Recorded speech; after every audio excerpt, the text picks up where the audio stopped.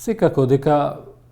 од формален аспект тргнувајќи, истото е забрането и во никој случај не смее да се дозволи да има такви елементи во огласите, бидејќи истото представува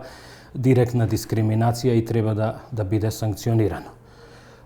Сепак, од аспект на она што значи предметно работење и забележување на одредени појави, вакви случаи се случувале во праксата, кога се воспоставувале директно значи дискриминирачки елементи било по однос на пол или на возраст.